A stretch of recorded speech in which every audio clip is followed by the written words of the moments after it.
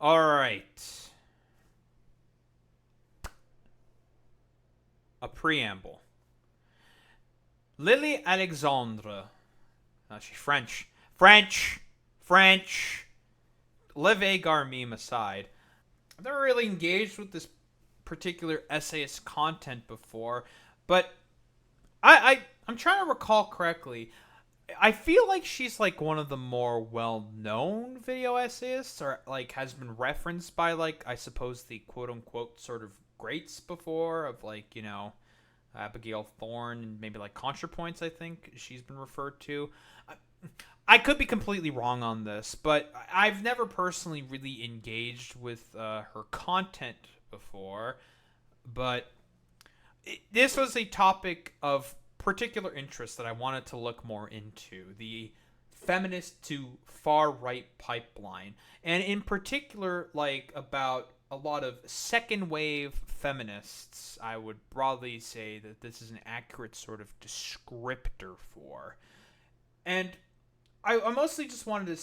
I'm curious about how they got to this position because the far right is inherently very, very misogynistic, and we can like quibble about like the sort of like main catalyzing factors, like did third wave feminism necessarily produce the outcomes that were expected for like what feminists, and I mean like I guess like these sort of like more aggressive sort of like man-hating feminists, because a lot of those people tend to be very on the right and will tend to agree all with a lot of the far right, especially in terms of like trans issues, right? Like that's like the common through line, quite literally, is specifically with like trans issues. But I wonder if there's like more to it. Now, obviously, like Lily Alexandre gets into that more. Like I am a dirty pre. Listen, caught. I'm a dirty pre-watch. I pre-watched. Blah blah blah blah blah. Like yada yada yada. I did my due diligence and pre-watched, and I do think like Lily does quite a great job, fantastic job of getting into that. But because I mostly want to just learn, because this is a pattern that I've noticed in particular of a lot of like fascist sort of like infiltration into these more feminist spaces in order to sort of just co-opt them for their broader political message, of which was interesting because Lily doesn't mention like I think a very interesting factor that I don't know if it helped catalyze this, but I thought was going to be like a very big separator for these two movements, and I think that's Gamergate, quite literally. Attack on Gamergate are still withstanding. I thought because like a lot of the main crux of the argument that Gamergaters were making was that woke stupid libtard feminism has gone way too far and it's all about man hate for these people. Yeah. And like a lot of it is like the byproducts and consequences of like BuzzFeed feminism, which is very second wave inherently, and the ideas of basically like the outrage marketing helping to like significantly contribute to the sort of like snowball effect that Gamergate had, broadly speaking, with the sort of like man hate anti-feminist sort of like justifications that the Gamergaters, broadly speaking, had, which I found to be interesting. But I thought that would have been like a pretty big eternal wedge, but apparently not. So I'm very fascinated and interested for us to like what the fact like sort of contributed to this. And I mean it's mostly like trans stuff and stuff like that, but we'll get into it. Anywho, pretty preamble pretty much more or less aside here. Let's get into the fucking video. So here's a question. Why do people like this keep showing up at women's rights rallies? Several men belonging to the neo-Nazi group were seen dressed in black and performing a Nazi salute. Anyone who doesn't hug a left-wing ideology is classed as a neo-Nazi by lefties. Extreme views on both sides. The most violent mobs are the woke ones. All you have to do is say something true, like there are only two genders, and they attack in a mob. So How real. stupid do they think we are? The past few years have seen the radical right collaborating with the radical feminists on a totally unprecedented scale, to the point that in certain cases, the two movements are totally impossible to tell apart. This is not a new observation, lots of people have made it, but it's on my mind a lot lately, because it's at my house now. Obviously, female sports, female change rooms, female bathrooms should be for females, not for biological. Hi, Pierre. How's it going, buddy? Man, that issue didn't really work for you all that well. So, oh yeah, this was like Pierre's been campaigning on this for like, I would say like the broader part of like a year. He's been constantly like trying to soy out and bring the like sort of like transphobia like hysteria to here. Lily herself also gets into it. It's kind of stuck. Not really. Like, for the most part, people really don't give a shit, to be honest. But, again, when it comes to, like, stupid, like, dumb culture war talking point nonsense like this, stuff like that can always just kind of flip on a dime and just, like, complete random bullshit can just all of a sudden happen. But, whatever. Like, yeah, dude.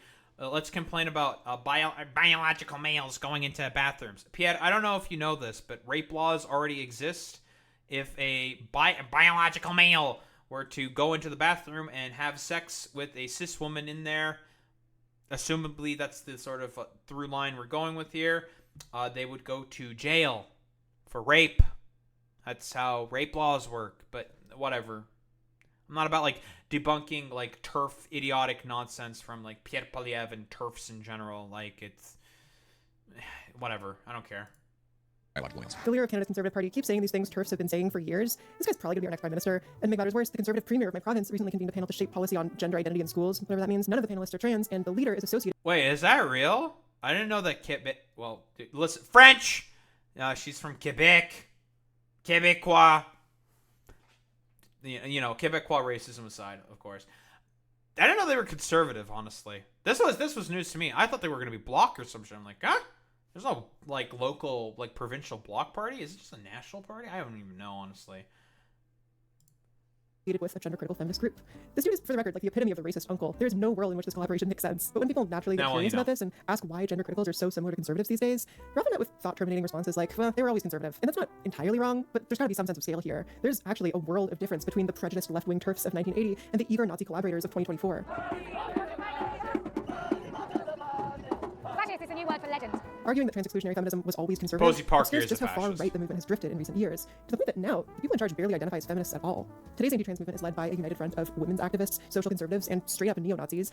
I find it very interesting that 1980s TERFs used to be on the left, right? Like, that was a bit of information that I didn't know. Like, I find that particularly fascinating, and I guess, like, it makes sense, relatively speaking, for women in like the 1980s pushing like these sort of like sexual like liberation, right, which like conservatives love to soy out over like constantly. And that basically, like, what was won recently for, well, women's rights within America, the ability for them to be able to open a bank account and credit cards in their name. That was in 1974, right? Like, so I don't know, like, I find it a little, I'm not sure if confusing or strange that a lot of these people tended to be like sort of more left-leaning. I don't know if it's a kind of like a socially like more liberal, progressive liberal kind of a stance, because like they don't believe in like the tenets of like I don't know, if one falls we all fall, the concept of solidarity that like a lot of like progressive liberals seem rather blinkered on. Or if it's like the consequences of like boomer mentality, like, I got mine, fuck you kind of a deal, right? Like, that could also be a thing, right? But yeah, I found that particular distinction to be like rather fascinating. I'm not sure if I'm like 100% accurate with like what I'm saying here with the very basic understanding that I have of the history, but I feel like that's like the sort of case. But yeah, like, like, I find it very strange that, like, the sort of through line of, like, the current right-wing main scapegoat to justify all the rather abhorrent, horrible shit that they're trying to push through of trans people, their scapegoat, right, is the sort of like main glue that is essentially like trying to hold together this sort of far right feminist emergence. And I don't know if it's like also like some of the things that I've mentioned earlier, maybe because of the broader like, I don't know, cultural successes of like Gamergate, I think might have helped like catalyze this. And perhaps, I don't know if there was like failings of like third wave feminism, which I do believe that Lily also herself brings in. I think like maybe even those are like contributing factors, right? Like a lot more women are like gamers nowadays than ever before. Like a lot of that anti-woke dumb fuck propaganda probably was effective on a lot of people who are more like blinkered. I mean, I've talked about like death of subjectivity, the idea that people, which describes all these gamergators perfectly, and even like some of these like feminists, like, you know, fucking Posie Parker and stuff like that. But I digress here. Like death of subjectivity, the idea that, you know, people are wholeheartedly unable to fit in another person's shoes, right? Like as a simple, like very, very simple definition for this over, I don't know. I don't know if I want to say it's a philosophical framework that I use to sort of describe a lot of these sort of modern malaise that I think we find ourselves in. I think I'm gonna go with that just for the for the sake of simplicity at the very least. I'm just gonna go along with death of subjectivity, I think. But you know, like I found it very interesting that like a lot of these people are just wholeheartedly incapable of engaging with like open-minded like subjective thinking, you know, like less similar to a lot of conservatives, which I think is an entire prerequisite, even though like in the past they were more open to this particular line of thinking. I'm rambling a little bit here, but I hope my overall point here is sort of understood. And importantly, which one a person calls himself in public doesn't reliably tell you which one they are. We've got prominent feminists saying parents who take their kids to drag shows should serve prison time. We've got prominent feminists befriending, praising, and working with anti-abortion homophobes. We've got white nationalist websites. Dude, I remember that like weird panel. Like, that shit was the most fucking goofy ass shit on the fucking planet, dude. It was so goofy. Raising TERFs and feminist websites lifting their tactics from the Daily Snormer. Editing Lily here. I don't want to bombard you with examples or anything, but there's been a development. March 13th, J.K. Rowling is doing Holocaust denial now. She got on Twitter and she denied the burning of Magnus Hirschfeld's sexual health archives, which was a...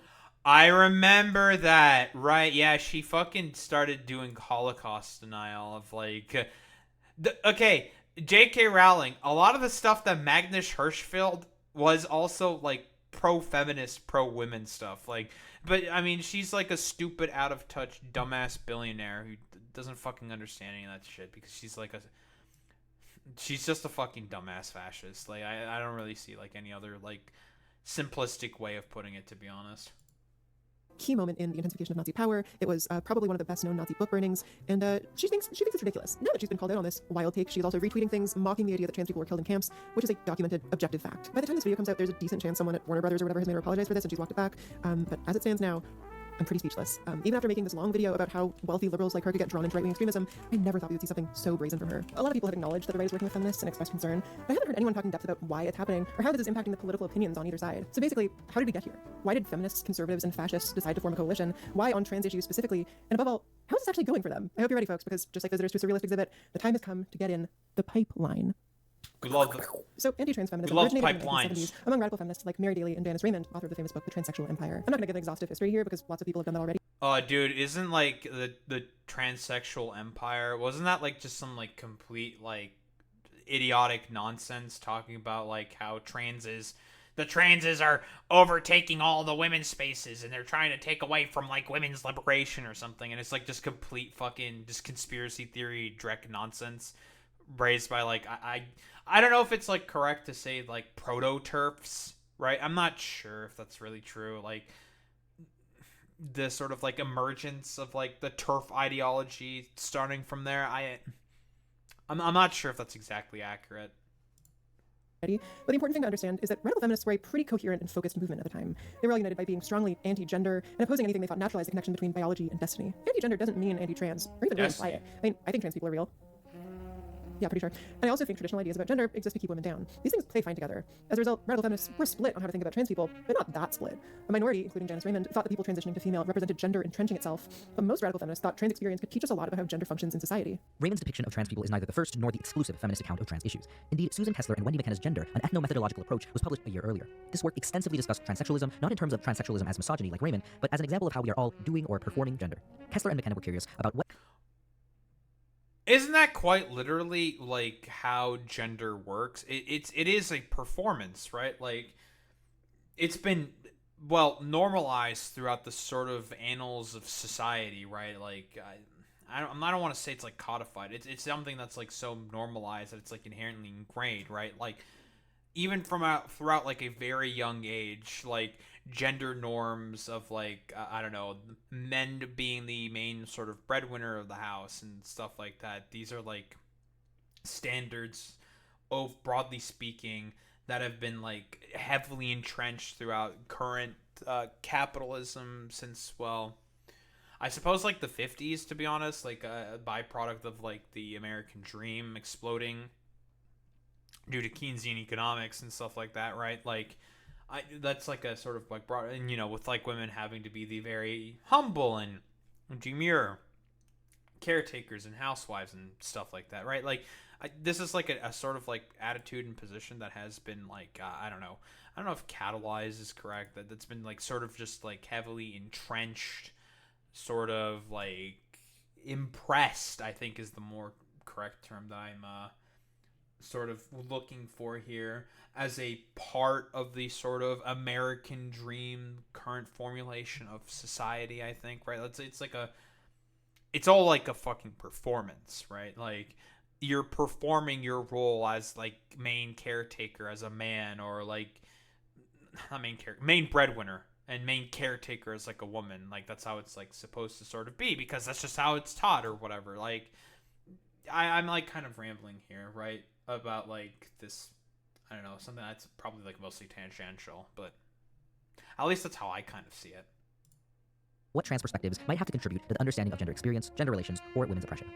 In the early days, these two sects butted heads, but also attended the same events, quoted the same books, and considered themselves to be fighting for the same goals, only through contradicting strategies. The transsexual empire objects to trans women out of suspicion that we are men, dysfunctionally trying to hold on to power over women in an era of rising feminism, and therefore the book understands trans healthcare and social inclusion as institutional sexism. This is not really supported by any of her contemporaries' ideas about gender, and it's not hard to see how it would... Yeah, I figured it's like some dumbass fucking conspiracy theory, like, yeah, you know, trans women aren't actually women, nyeh. Even though, like, a lot of them affirm the position that gender is a fucking performance, which is very interesting, because, like, I don't know if this is correct to say. Like, that, like, trans people who transition also, like, have to relearn that performance of gender, I think. I don't know if that's exactly accurate to say. That's like how I kind of think about it. I'm not sure, though. I don't know. If we're going ahead with like this sort of performance analogy here, right? Like, drift away from feminism toward the movement we know today. Whether or not it means to, it ends up affirming biology as destiny and arguing in favor of gender policing to keep women safe. But Janice Raymond did not invent transphobia, even among feminists. She won over new members by appealing to a prejudice they already carried, which naturally attracted people who were less attached to advancing the feminist cause and more into building a framework around their bigotry. Early anti-trans feminism was also prone to reading hidden motives into trans existence, which lent itself really well to conspiracy theory. It was all about the medical industry normalizing transsexuality for profit, creating these uncanny post-gender post-humans. Well, Janice Raymond has insisted... Dude, it's actually crazy that this is shit that's like discussed in like what? This is like all in the 70s, right? And these are the exact same fucking conspiracy theories that like conservatives gin up all the fucking time right now, talking about like, well, you know, the pharmaceutical industry makes a lot of money from transgender surgeries constantly, guys. Yeah. And it's just like, dude, what the fuck are you talking about? This isn't about like the fucking profit motive. It's about like, you know, people feeling comfortable in like certain particular ways with like the gender performance that they are choosing to, well, I guess perform for society or whatever. I don't know if I really like that analogy. I don't know if that's exactly accurate, but whatever. The transsexual empire wasn't about an intentional plot to invade women's spaces. It's very easy to read it that way, and a lot of people did. So I can see why people call this sort of thing conservative or fascist. They wanted me to stop existing. They were quite bad. But unfortunately, the right doesn't have a copyright on bigotry, and I find radical feminists hard to pin down as simply left or right. I often see them taking positions I find horrible for reasons I pretty much agree with. TERFs like Janice Raymond and Mary Daly weren't calling for a return to some simpler time before trans people existed. They were, radicals who wanted to totally reshape gender or get rid of it altogether. The prevention of transsexual surgery and the social conditions. Which is so interesting that they want to get rid of fucking gender, right? Like, just gender abolition, some of these people, because that's a trans affirming position, right? Like, if we don't have to think about like the performance necessary for gender for fucking society, then like why the fuck do these people care about the existence of trans people? There's a contradiction there, right? Like, it's very strange. Generated are not achieved by legislation forbidding surgery. Rather, it is more important to regulate by legal measures the sexist social conditions that generate transsexual surgery, and also legally to limit the medical institutional complex that translates these sexist conditions into the realm of transsexualism. The conservative establishment in the 70s didn't know any of this was going on, but if they had, they wouldn't have liked it. Above all, radical feminism was an attack on masculinity, on family values. Their vision for the future sucked and would have made sexism worse if it ever came to pass, but they didn't formally veer right until decades later. Enter WOLF, not the non-binary person who, whatever, I don't care about this joke, is an acronym. WOLF, or Wolf. Women's Liberation Foundation, was founded by Lear Keith. I thought we were going to talk about Wolf from Star Fox. I got you, Lily. Okay, I got you. Okay, I'm the gamer here. Okay, we're gaming. I'm a gamer. Wolf, Star Fox. We all know that, right? Caught. 2013, after her previous organization, Deep Green Resistance, came under fire for extreme and repeated transphobia. Deep Green Resistance is a radical environmentalist group I honestly can't get a handle on. Some people have called it eco-fascist, but I can't find solid proof of that. There's a whole video to make just about these guys, and I hope someone does make it. But for our purposes today, what matters is Lear Keith is transphobic, alienates the entire environmentalist movement, and starts WOLF. WOLF is a single-issue organization. You'll never guess which issue. And while it does try to recruit existing gender-critical feminists, following the 2016 the economy. Fuck. US election, it prioritizes making friends on the radical right. They're steering the ship and they agree with Wolf that trans people are bad, so I guess Keith figures anything to advance the cause. Over the rest of the decade, Wolf would make such galaxy-brained moves as $50,000 from Alliance Defending Freedom, intellectual Christian nationalism law firm, and criminal sodomy in the US, filing a joint lawsuit with the Family Policy Alliance, a Christian nationalist organization, and also preventing US government from extending discrimination protections to trans people. Wait, was that anti-sodomy legislation? That's that's so fucking funny. That they're trying to advance anti-sodomy legislation. It goes against fucking... That's also just homophobic. That's so fucking funny, dude. Going on fucking Fox News. Very, very good. Fox News a whole bunch, and participating in at least 2 anti-trans panels at the Heritage Foundation, the right organization to Americans and the worst parts of the Reagan presidency. And yes, obviously all of these groups hate abortion. Wolf and the right-wing collab. Dude, it's so funny how these motherfuckers hate also abortion. Like, did any of these, like, radical... Like, we all know about J.K. Rowling. She never fucking brought up Roe v. Wade, and the one time she did, it was, like, extremely fucking tepid, and it's just, like... just to pay lip service to the issue, right? Like, none of these motherfuckers cared about the overturning of Roe v. Wade, which is one of the, like, most consequential sort of attacks on, like, women's civil liberties and rights within the United States in the past, like, 40 fucking years or some shit. It's fucking crazy. Collaborators actually wore this blatant hypocrisy as a mark of honor. Easy to say, we wouldn't be doing this unless we really needed to. It got people talking, it raised their profile, and other anti-trans feminists took note. So that's the tactics angle covered, but if you're curious how someone could justify to themselves going from speaking at anarchist book fairs to working with anti-gay, anti-abortionists, me too. Lear Keith is honestly a fascinating character, because unlike what you'd expect, she's not some soulless mouthpiece. She has these very specific, esoteric beliefs, and I suspect she's willing to join any movement that'll let her voice them. Dude, it's all fun. Wait, hold on. How old is she? Lear Keith? I'm curious. How old is she? Yep. I think I'm perceiving. It's all fucking hippie shit, guaranteed. How many fucking goddamn hippies go down the fucking fascist pipeline? It's all fucking hippie shit. I guarantee it. It's fucking hippie shit. How many fucking hippies do you know go down the stupid esoteric? Because a lot of them have very strange esoteric thoughts about particular stuff, right? And how many of these dumbasses tend to be, like, complete radical TERF, like, anti-feminist, anti-fucking woke, like, I don't know, like, fascist fucking freaks? Anti-vax as well. A lot of these motherfuckers are heavily anti-vax that... Yeah, like you're saying, like, all the California hippies are fashion now. Like, it's all, like, Gen X or fucking hippie types. That's the problem. It's, like, I don't know if it's appropriate to say, like, the backlash to the hippie movement that happened in the 60s. Like, I don't know. Like, we could talk about, like, the problems with the fucking hippie movement or some shit. Like, that's a whole fucking different topic, right? But, like, That's what this is, right? Like, how many fucking like hippies do you now see that are just like completely like, I don't know, esoteric weirdos or like fascistic in some way or sense? Tons of them, right?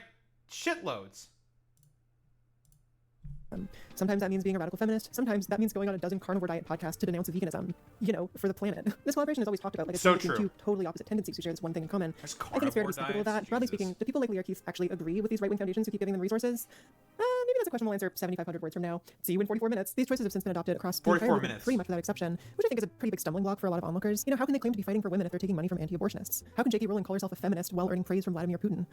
This, by the way, not a statement on Russia. Please do not read this quote as a statement on Russia. We have to remember that every single ideology has it's a ideas nice about what's quilt. best for women, and they almost It's a nice universally quilt. advocate in favor of those ideas. Even the people who think women are only good for babies and housework typically make the appeal that this arrangement would make women happier too. Women being roughly half the population, to do anything else would be political suicide. Yo, it's late, and I have to laugh. How can we not be equal? We're like half. Like women are like half of the people on Earth. You can argue that just about any policy is Thank better you, for women, Lin-Manuel and making that Miranda. case does not Very inherently cool. make a policy feminist. There's a long and global history of using protecting women as a Trojan horse for sexist, racist, or otherwise oppressive policies, and boy, we'll get into those. So when Dude, it's also the same shit with fucking children, right? God, fucking all these motherfuckers. Like, we all know about, like, the fucking, the virile black cock wanting to defile the precious white daughters. You know, we know, like, the stupid, like, I don't know, 4chan-esque, like, race cuckold fetishists that these, I don't know, complete psychopaths love to engage with all the time, right? But I mean, we can like talk about like why that's the case, right? Like it's a lot of the same stuff that I've mentioned earlier, like death of subjectivity, the economy, also like being in the complete shitter, so they're not able to sort of fulfill their patriarchal duties as the main fucking breadwinners. So now they have to like scapegoat and I don't know, blame Black Hawk. That's like the main reason why that's taking all the main like all the fucking white women away from them and stupid shit like that. You know, we all know the fucking meme. We know the meme. you're advocating on behalf of women, your potential base is much bigger than just existing feminists. It's the entire world. Now, trans exclusion was never popular with feminists, but this increased collaboration with the right was really unpopular, even among existing TERFs. Here's a quote from Kai Shevers, who was herself a TERF when all this went down. Don't worry, she's better now. I was hanging out with these transphobic radical feminists when the right-wing creep happened. I know that there's a whole lot of them that actually feel completely fucked over. At this point, Wolf and those following its lead were alienating more and more surprised me, feminists to be by the day, but their collaboration wasn't strictly necessary. Anyone could stand in for them, and the right had a Because lot let's more. be honest here, like people like J.K. Rowling, I think are a minority, right? The Maya Forstatters of the world, J.K. Rowling, and like Posie Parkers of the world, I think they're like quite a significant minority. Like, I think it's very appropriate to not call these people fucking feminists at all. That's like a complete like LARP shit show fest. Like, they don't agree with feminist ideas and beliefs, right? Like, they don't. They really don't, right? It's a complete LARP shit show fest. Like, you know, we know the meme. More money, so that kind of settled it. Especially since 2017, gender-critical feminists have all but abandoned efforts to recruit from existing feminists, and instead work to win over that narrow slice of the population who get to be considered regular people, some combination of white, non-immigrant, well-off, cisgender, heterosexual, and members of a nuclear family. The upper middle class, the petty bourgeoisie, whatever you want to call them. This class has a lot of influence on which political positions are considered moderate, which is part of why gender criticals are drawn to them. It's a really good I look. find, yeah, like, how many of these motherfucking TERFs tend to be, like, I don't know, dumbass, like, stupid, annoying-ass, well-off fucking middle-aged white women? Or even, like, middle-aged men, for example, right? Very, very common. We've seen the, like, TERF crowds that these motherfuckers attract. They all tend to be, like, dumb fucking old white people, okay? Fucking old white people.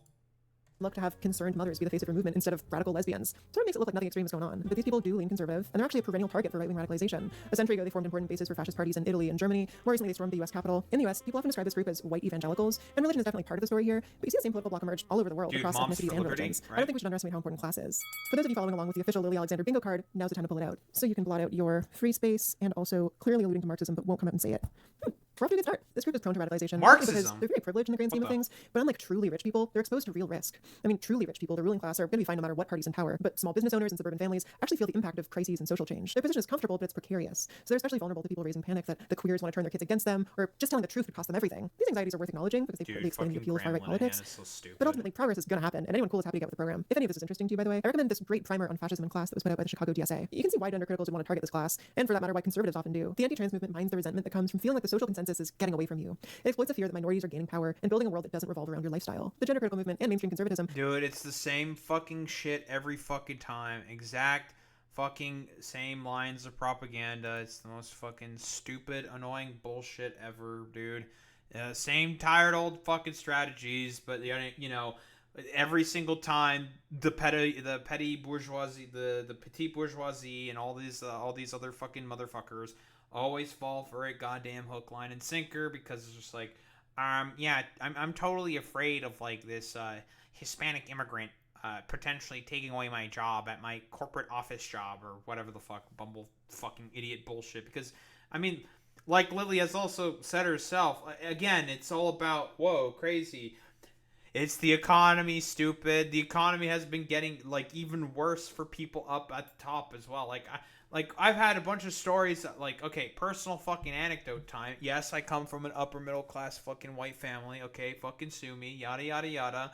And we've even had problems. For example, like when my dad was not able to find work, like I think like for like 2 years at one time, because the job market was just really fucking bad, especially after the fucking recession. And, you know, also during the pandemic, there was also like some problems and stuff like that. My parents would often talk about how finances are going to become an issue. We're going to have to like cut back on a bunch of stuff, yada, yada, yada. Like, this was a topic of like frequent discussion amongst my parents, right? Like, you know, they're vulnerable to all this exact same stuff. Like, my mom does the whole like stupid anti-immigrant hysteria, which is very common in Canada nowadays. Like, has been completely fucking captured by this idiotic bullshit. Cater to people who, like one Abraham Simpson, used to be with it, but then they changed what it was. Now what I'm with isn't it, and what's it seems weird and scary to me. The ideal GC prospect is progressive on gender from the viewpoint of like the 1950s, maybe, but they're not. You know, these people would love Nurgle, to be honest, because that's how Nurgle thinks exactly. They would hate Zinch. Interested in taking the movement into the 21st century. When the movement really started selling itself to the public, a common refrain was, of course I support equality, but these transgender radicals have just gone too far. I know and love So true. trans people, but erasing the concept of sex removes the ability of many to meaningfully discuss their lives. It isn't hate to speak the truth. When people talk about reactionaries, this So is the true. reaction they're talking about. A lot of people use that word to describe any strong reaction to anything, and it really pisses me off, honestly. Like, the problem isn't that reactionaries are having reactions. The problem is that they're reacting poorly to social progress. I wish somebody would just read. Oh, you know what? Read theory. And that's bingo. Already, Jesus. This base being made up of people who are fairly comfortable, this reaction aims to turn them from passive acceptors of the status quo into staunch defenders of the status quo. If you think the world is more or less all right for women, if the feminist project has been completed, one can argue that any structure that currently exists is good for women. I realize that's a little abstract. That's also the same argument that a lot of people make about the civil rights arguments, about the Civil Rights Act being passed by Lyndon B. Johnson, right? A lot of racists very often will be like, well, what do you mean? Like, the Civil Rights Act was passed, therefore, like, why are you people still fucking complaining? Well, when we all know, well, that's not the fucking case. Like, if we're talking about, like, educational outcomes for, like, minority populations, it's still worse for them in comparison to, like, white people in terms of, like, public school tests and stuff like that. And there's a lot of complicated reasons for as to why that's the case. You know, property taxes being the main thing that fund, like, school budgets being, like, the main sort of contributing factor for that in particular. But, you know, I ultimately digress about that particular issue. Like, that's like the same argument. It's like, oh, what do you mean? We've fixed all women's issues. Like, have you? Like, Roe v. Wade was just overturned like 3 years ago, my dude. Like, I don't think anything's being fixed. If anything, there's a regression, my dude. What I mean is that people in the anti-trans movement are at the point where they're defending like modesty and the nuclear family and rigid gender roles as necessary for protecting women, even though all of these things exist to subjugate women. I can't help but feel like I am the one who's actually critical of gender, and modern gender criticals are pretty crazy about it. I'll be honest, again, death of fucking subjectivity. Perfect encapsulation for us how this contradiction can basically exist. These people are like wholeheartedly incapable because they tend to be more well off and affluent fucking white people and conservatives, generally speaking, because of the fact that they simply just are wholeheartedly fucking incapable of, well, you know, fitting in the shoes of another individual. Think about, you know, how they're thinking, their thoughts, their beliefs, their sort of emotion and feeling. They're wholeheartedly incapable of thinking that way, and so they're just completely able to sort of like have these like contradictory fucking thoughts. I know, yeah. Listen, mark it on your fucking bingo cards. Dink donk, fucking Daho mentioned the death of subjectivity again. Shit, caught. You got me, guys. Whoa, the sort of, I don't know, philosophical underpinnings that I'm engaging with when talking about and thinking about like modern topics has come up again. Shit, dude. Wow, what can I fucking do? It's over for me, everybody. Like, I think it's a perfect encapsulation for as to how like gender criticals and like TERFs are able to sort of like have the through line of like being able to support structures that support patriarchy and subjugate women overall, and are able to sort of believe that that is a pro-feminist message. It's, you know, contradictions all around, but the death of subjectivity is a hell of a powerful drug. Anyway, when the right makes transphobic appeals to the public, they don't leave their other opinions at the door. They've learned quite effectively how to smuggle in conservative ideas about everything, not just gender. For instance, the fear that children are being endangered by trans healthcare is channeled into parental rights. This idea that children are their parents' property and should have less privacy and say in their own lives. Or here's what I'm hearing a lot. Gender criticals love describing trans people as lifelong medical patients who drain so many public resources that were just not worth the trouble. But trans healthcare is just far too expensive, and that money could be going to normal people who deserve it more. Dude, that's the exact same fucking argument the Nazis made. Well, I think that point actually gets brought up literally at the end of the video, but that's literally the same argument Nazis made for exterminating disabled people. Like quite literally. It's 1-to-1. It's so fucking funny, dude. Like, guys, you might be believing in a little bit of Nazism there. I don't know, guys. Seems a little sus. I don't know. The idea embedded in here is that people who use too many government resources are evil, which is as right-wing as you can get. Here's a prominent gender critical feminist, Helen Joyce. While we're trying to get through to decision makers, we have to try to limit the harm. And that means reducing or keeping down the number of people who transition. Every one of those people is basically, you know, a huge problem to a sane world. Like if you've got people, whether they're transitioned, whether they're happily transitioned, whether they're unhappily transitioned, whether they're detransitioned, if you've got people who've dissociated from their sex in some way, every one of those people is someone who needs special accommodation in a sane world where we acknowledge the truth of sex. And dude, it's 1-to-1, dude. This is, listen, guys, we have female Hitler here making an appeal to, guys, these damn transes are unable to contribute properly to society for the good of the Volk and the good of the state because they keep having to take fucking estradiol and shit. Like, listen, they have to take state resources to take estradiol. What the fuck is this? You know, it's literally it's 1-to-1 fucking Nazi talking points. It's crazy. I mean, the people who've been damaged by it, the children who've been put through this, those people deserve every accommodation we can possibly make. But every one of them is a difficulty. Every one of those people for 50, 60, 70 years is going to need things that the rest of us just don't need because the rest of us are just our sex. These policies being pursued under the banner of feminism really muddies the waters. Many people now identify as radical feminists because they agree with these arguments and associate them with radical feminism, even though ideologically they're just regular conservatives with a kind of obscure pet project.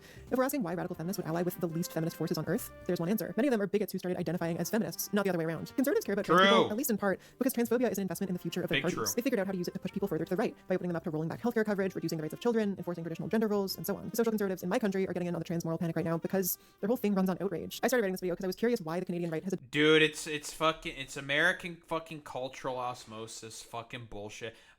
I'm talking to you Americans. We have to deal with your fucking stupid bullshit now because, you know, our conservatives don't believe in really much of anything. Not even like Canadian national identity without like, I don't know, actually appropriating it from some other fucking like America fucking bullshit. It happens, you know, whoa, crazy. American, like Canadian conservatives overall don't believe in much fucking anything unless it's coming from the US. Whoa, crazy, I know. Adopted a transphobic agenda pretty much out of nowhere.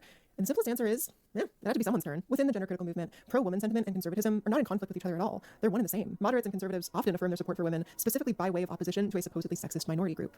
Scorn for minorities under the guise of protecting women is how many right-wing lobbies build support. Here in Quebec, our version of gender equality... Again, same fucking goddamn shit. It's all 1-to-1 shit. You can apply this exact same shit with fucking race, with all the fucking cuckold fetishists, right? From like 4chan. The virile black cock shell is inseminating the perfect white pussy. is defined by religious discrimination. Women who wear hijab are banned from starting certain jobs, like they can't be teachers because our government has decided hijabs are oppressive. The exclusion is the feminism, even when those being excluded are women. Bill 21. Dude, it's so fucking funny how these motherfuckers, like, this is why I have a big problem with woke scolding and fucking shit like this. It gets appropriated and can justify shit like this. I remember this shit fucking happening and trying to be passed.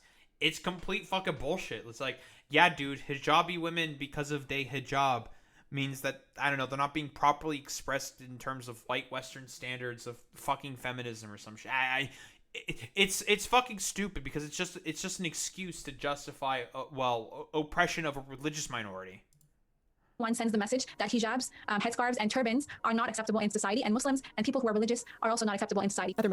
That's a really good point. Listen, what would those motherfuckers think of Eastern Orthodoxies?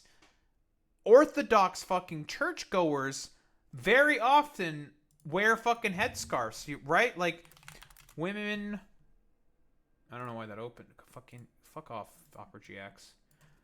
Women in Orthodox churches. Right? Yeah, wait. Quebec, what do you think of this shit? Right? Well, what's going on here? Would you have a problem with this? Well, now you're starting to repress white people. What's going on here? I'm seeing a potential problem here with this, like, sort of like general banning of like wearing headscarves for like religious reasons or something. Yeah, it makes you think, doesn't it? Extreme xenophobic appeals like these will argue that a persecuted minority doesn't actually want to be included at all. They're only pretending they want to be included, when really what they want is free reign to brutalize innocent women. We can see this happening right now with the war in Palestine. I keep hearing this incredibly racist claim that Palestinians don't want freedom, they want revenge. This narrative has been propped up by some heavily scrutinized reporting at the New York Times. The amount of things that went wrong while putting this story together, you gotta see it for yourself. In American history, the strategy has most often targeted black men. Racist communities, media, and politicians play to this image of black men as inherently and incurably violent. Oh, hey, this is the exact same point that I've been constantly bringing up. Oh, fuck. Shit! That's what I said! Well, that's crazy. Especially sexually violent towards white women, as a pretext to inciting hate crimes, gutting social programs, and spending more on prisons and policing. In the United States and other capitalist countries, rape laws as a rule were framed originally for the protection of men of the upper classes, whose daughters and wives might be assaulted. What happens to working class women has usually been of little concern to the courts. As a result, remarkably few white men have been prosecuted for the sexual violence they have inflicted on these women. While the rapists have seldom been brought to justice, the rape charge has been indiscriminately aimed at black men, the guilty and innocent alike. Real? Thus, of the 455 men... Dude, isn't that the same shit that happened with, like, Emmett Till, right? And then he got fucking killed for it, right? Honestly, there's probably, like, countless other people, but, like, Emmett Till is, like, the main... That's, like, the main fucking dude, right? Executed between 1930 and 1967 on the basis of rape convictions. 405 of them were black.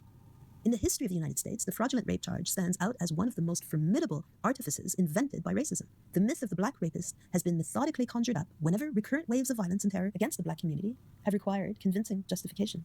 From 2013.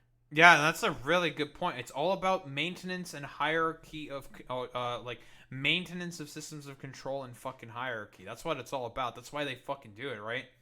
And they're trying to adopt, like, more woke scoldy, like, feminist ways in order to sort of, like, help maintain that fucking hierarchy. Like, listen, I've mentioned this before, and I'll mention, mentions it again. I don't know, put that on your fucking bingo card or whatever the fuck. Whoa. It's all about maintenance of hierarchy and control for these fucking dumbass conservatives. And TERFs are just kind of going along with it. Same with, like, a lot of the more sort of, like, second wave, like, feminist types, like, all the fucking time. And say, nice meme. To 2020, the neo-Nazi website, The Daily Stormer, maintained a section of their site that almost exclusively featured stories about ethnic minorities committing crimes, especially against white women. The section, titled Race War, updated on average 4 times a day over those years, coming up to about 10,000 articles. Yeah, this is the same. It's also the same shit that, like, Steven Crowder would do when he just, like, posts random videos of, like, black people fighting. It's like okay, you know what? It's like, Steven, you're not fucking slick. We know what you're doing, okay? You just want to, like, I don't know, make like a dumbass racist point about, like, black people because they're, like, that they're inherently violent. It's like, okay, Steven, yeah, we know what you're doing. And you were like, hey, Steven, you're, like, inherently violent to your fucking wife, okay? Like, fuck out of here. Like, miss me with all that bullshit, Steven. Most of which were about black men. That's just the most extreme example. Outlets far more mainstream fearmonger about minorities every single day, just a little less explicitly. If a seed of prejudice already exists in your readers, you don't need to come out and say a person committed a crime because they're black. Readers will make that connection themselves and use their disgust to justify their position at the top of the racial hierarchy. They conceive of themselves as pro-woman, even as feminist, by way of wanting nothing to do with certain people. The anti-trans movement has adopted a similar strategy, fabricating an epidemic of trans criminality and sexual aggression. They call a lot of focus to trans people doing unequivocally bad things, especially women and children. A key name to know here is Redux, a self-described radical feminist blog that follows the Daily Stormer handbook to the letter. They're so devoted to their daily stories about trans criminals that they haven't published anything else in almost a year. Blogs like these and more. Isn't that, like, and it's just, like, I'm pretty sure, like, most of that is, like, a complete fucking lie, right? Like, that, like, if we're talking about, like, because conservatives do this shit all the time, talk about, like, yeah, we got a trans, they did a fucking mass shooting, right? And it's, like, someone who can, like, sort of, like, ambiguously be seen as, like, gender ambiguous, and, like, sometimes, like, these motherfuckers will also say, like, oh, actually, I'm, like, non-binary. There was, like, that one dude who did a shooting and said, like, I'm actually non-binary. You need to treat me in this particular way. And it's like, dude, like, you're full of shit, bro. Like, you're just trying to do that in order to, like, weasel your way out of this bullshit. Like, fuck off. Mainstream outlets like the National Post foreground stories like that of Jessica Simpson, aka Jessica Yaniv, the woman who sued waxing places to want to wax her and tried to organize a clothing optional all-ages swim day with no parents allowed. indefensible and like go to hell, honestly. But at the same time, it's very clear what the media frenzy was trying to accomplish. A more recent example would be that Ontario teacher who wore a huge breastplate to school and was accused of being some sort of Dude, yeah, I remember this. Yeah, this was like in Toronto or something. Made it to fucking Tucker Carlson. It's so stupid. This shit is like, it was like some weird fucking fetishist thing or something. It was the dumbest fucking story on the planet, dude. Dangerous fetishist. I've actually heard that this person is a known right-wing troll, a cis guy who's trying to start controversy. And honestly, that's my suspicion too. Oh, I didn't even know that, honestly. Wait, is it? If it was a cis guy like trolling, that'd be like, yeah, okay, dude, nice meme. But no, don't have solid proof of that. I'm opting to believe it. I believe it. It's a conspiracy, but I'm choosing to believe it. I don't have solid proof of that, but I will say, when this theory came out, a bunch of right-wingers responded by being like, oh my god, that's so awesome. He's really like sticking it to the trans people. So I thought you people cared about children. I mean, no, I didn't actually think that. But the press is equally happy to spin something out of nothing. Yeah, well, like, yeah, they don't give a fuck about children, right? Like, fucking conservatives see children as like these, as simulacra, as homunculi that they can imprint commands into to, you know, have them believe in certain particular things. They, like, the way conservatives treat children is incredibly fucking anti-human. They're eager to speculate that every new mass shooting is committed by a trans person. They're also quick to hulk out at totally mundane things like trans women winning at sports or snapping back at harassment. I wanted to add a couple things I've learned about these sex pest allegation articles. One, they very conspicuously seem to feature people who are like community leaders or argue with transphobes on Twitter often. I'm sure that's a coincidence. By my count, they've done this to at least 3 people in my like local offline community. And who knows, I could be next, so I should probably let you know that number 2, lots of them are just straight up untrue. Like see your ass in court level, pulled from thin air, pure fiction. This probably should not have surprised me. And one can only assume it's also true of the Daily Stormers coverage. Like with racist crime coverage, the strategy assumes a latent prejudice already exists in the public. The ideal gender critical prospect already infers bad intentions when trans people do regular things, and assumes that when we do bad things, it's because we're trans. Coverage like this works to turn that implicit bias into explicit hatred. As the reader's association between trans people and violence grows, gender conformity becomes synonymous with safety, and must therefore be enforced by every institution. This doesn't just open the public up to systemically discriminating against trans people, it also increases their support for targeted harassment, denial of public services, and expansion of policing as acceptable solutions for other problems. None of this is to say that the scale of transphobia is anything like the scale of anti-black racism. It's not remotely. I make this comparison cautiously because I know there's a precedent of like white trans people comparing transphobia to racism and being way off base. But in this case, I'm not the one drawing a connection. Male violence is of unique interest when arguing the risks involved in allowing men into spaces where women are vulnerable. And one of the first steps in accepting the reality of male violence is actually viewing the statistics regarding male on female violence. Viewing the publicly available data with a critical eye reveals a truth known to anyone on the distant right. It doesn't take any thinking woman long to see exactly which men are committing violent crime and the majority of partner violence. And race realism is a natural next step. That quote is from an article. God, that's so fucking funny how they just made it's the fucking same through lines every fucking time. It's fucking crazy, dude. It's the most fucking just blatant bullshit on the fucking planet. It's just like, yeah, dude. Yeah, the proclivity of the black in order to commit all this crime. Yeah, whoa, transphobes tend to be race realists very often. I never would have thought such a thing could be possible, guys. Whoa, who would have thought? Called The TERF to Dissident Right Pipeline, which was written for a blog run by, Jesus Christ, literally Richard Spencer. The author, credited as Cat S, claims neo-Nazis share a common interest with anti-trans feminists and encourages both camps to reach across the aisle. I guess camps don't have aisles. Oh, well, it's too late to fix that. It appeals to any TERFs reading by gesturing to many problems facing women today. Sexual violence, the rising cost of living, surveillance, the underwhelming results of third-wave feminism. These are obviously real problems. Fascist movements are often willing to pinpoint what's making people angry and blame someone for that anger in a way that can feel refreshing if you're used to the obfuscation of the ruling class. Obviously, yeah, like I mentioned earlier, it's just like trans people now are is like that's like the fucking hip sort of hip hopping epic fucking goddamn sort of scapegoat to go after right now when it comes to the right wing sort of propaganda sphere, because again, like I've mentioned this before, if any of these fucking motherfuckers talk about any actual policy, they would be seen as, broadly speaking, extremely unpopular, and no one would be down with any of that shit. Like, it's all the same. It's all one for one fucking shit constantly. Same thing.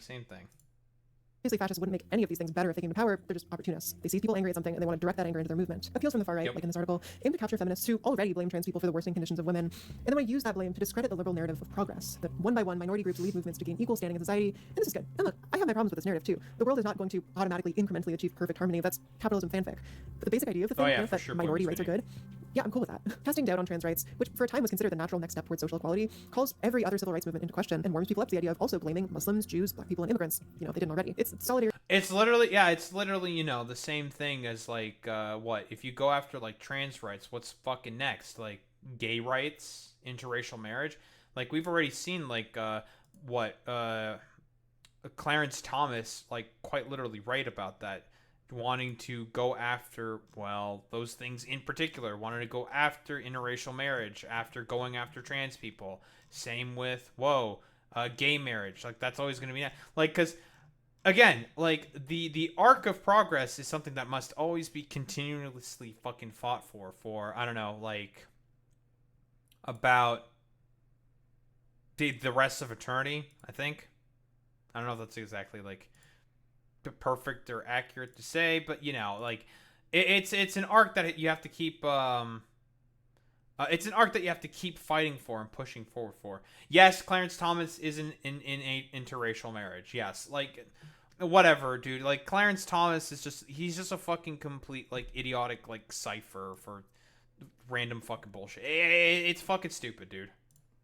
In reverse. The aim is to create as many enemies as possible. Discussion of trans people as a threat to public safety seemed to strike a chord, especially at a time when public opinion on trans people was steadily improving, and many governments seemed amenable to expanding legal protections for us. I mean, the 2010s weren't great for trans rights everywhere, but broadly, it seemed like the direction the world was headed. It certainly felt that way to me as a Canadian.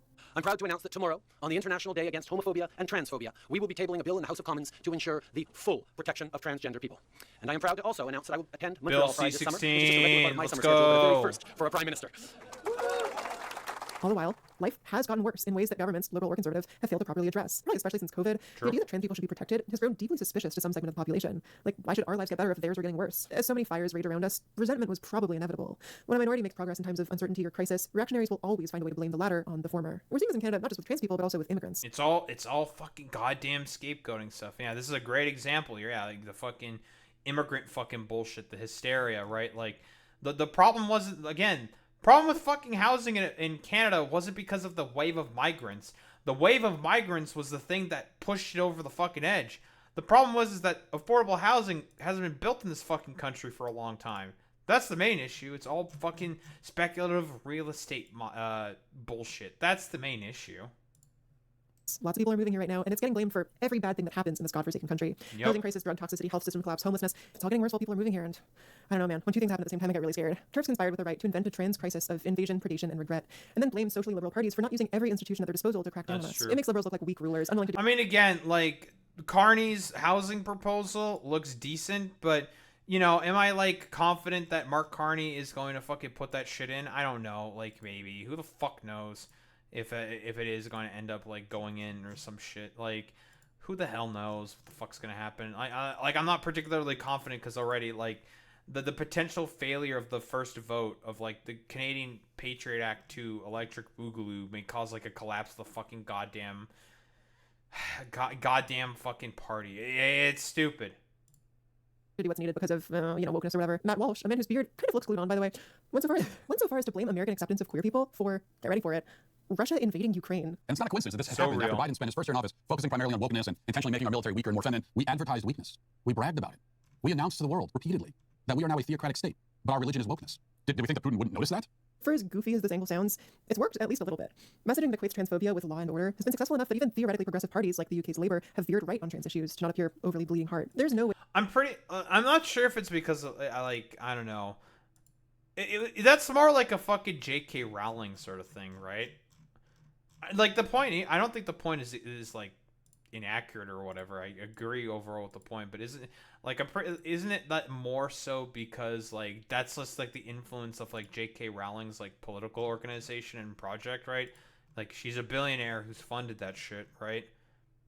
I don't know if it's like 100% because of Matt Walsh, but then again, like J.K. Rowling likes Matt Walsh. Like she liked the fucking dumbass like. What is a woman? Or some shit. Like, you know, whatever. It's silly, dude.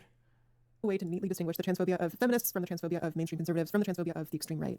These factions act as a unit, creating prejudice and then intensifying that prejudice to elevate themselves and one another.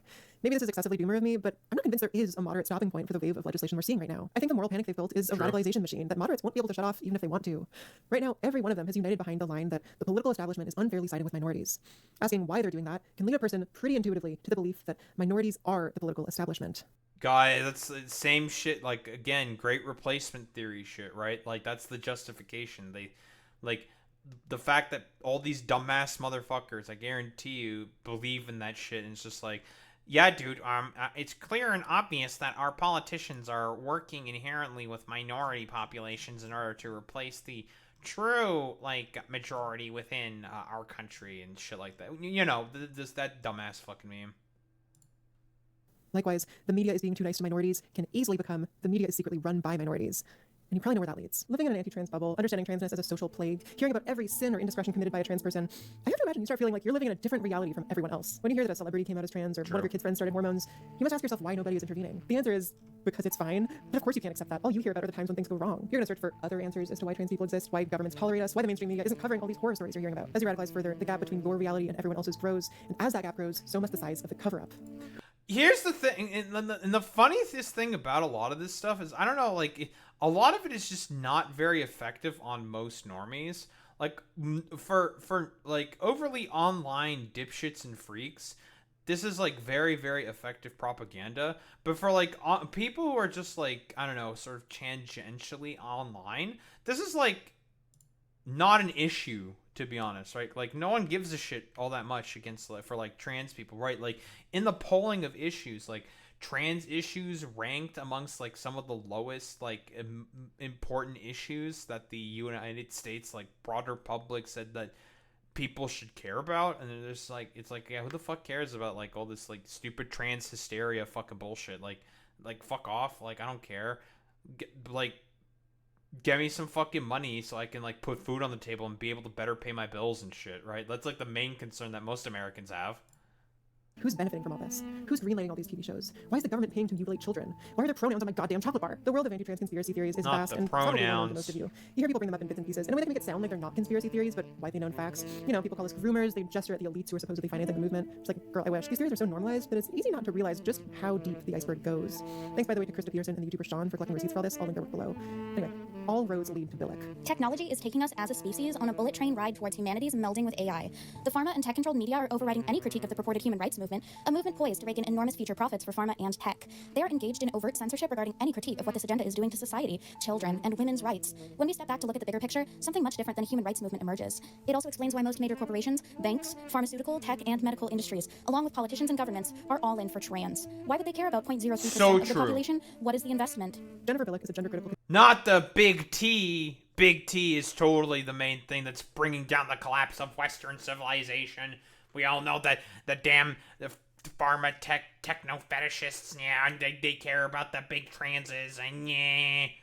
And, you know, I wonder, like, I just have, like, one question, like, for these people. I wonder what they think of, like, cyberpunk, right? The cyberpunk sort of, like, display of, like, trans people and stuff like that. I wonder what they think of that in particular. You know, just some food for thought. Conspiracy theorist who believes global elites are advancing trans rights in order to bring about transhumanism, the melding of man with machine, the obsolescence of biological life, maybe even the human instrumentality project.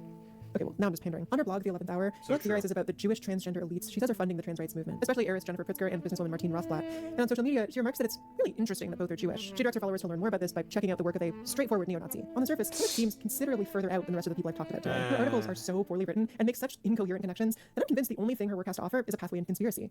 Or at least J.K. Rowling is a good writer. Oh, no. At least Helen Joyce is a good writer. At least, get back to me. But people don't...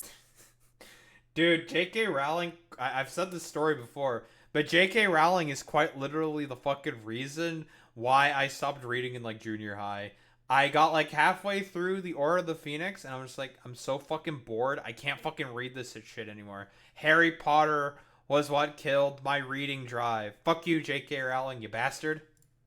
See is what Martine Rothblatt and the other elite corporatists colonizing human sex for profit do see. The advancements in technology in a totalitarian market that are rapidly moving us towards this melding. Most people do not see the technological advancements for governing the reproductive capacities of women or the colonization process underway toward that end. Scientists have created a frog robot from living skin and heart stem cells of the African clawed frog, Not the Xenopus frogs! A robot that mimics in many ways the frog it was molded from. The Not the machines are tiny frogs! creatures, less than a They're millimeter, gay. 0.04 inches wide, and they can walk and swim, survive for weeks without Sheila Jeffries is a good... At least Kara Dansky is a good writer. At least, we're gonna move on. But yeah, it's honestly Not human the on level shit. frogs, It's no. word association. For example, here's some of her evidence for why Jewish transhumanists are behind this whole conspiracy. One time, the Pentagon explored the idea of creating exoskeletons for soldiers, and the Pentagon contacts Johns Hopkins University's Applied Physics Lab to do military research. And Martine Rothblatt once gave a talk at Johns Hopkins University, and Martine Rothblatt has written books about cybernetics. Real? Not convinced? Well, what if I told you another trans woman named Lynn Conway worked at the Pentagon in the 80s, and she also worked at the University of Michigan, which later opened a mental health research department funded by the Pritzker family, which includes Jewish transgender billionaire Jennifer Pritzker. What if I told you that, huh? Missile, Fox 3, Splash, as the world turns. Dude, it's all like, okay, it's all about the fucking noticers. I'm noticing things. Look at me, notice these patterns, these disparate patterns that don't necessarily really mean much of anything. Like, yeah, sure, like, this thing happened, and this is also a thing that also happened. Okay, like, where's the through line? Like, you're pointing out that this person used to work here before and used to work with this particular institution. Okay, sure, yeah. Does that mean there's like a fucking conspiracy going on or something? It's ridiculous. Red October. You gotta keep in mind these people don't think trans people exist, right? So every single one is a point of suspicion. It's a little, what do you call those little thingies on your...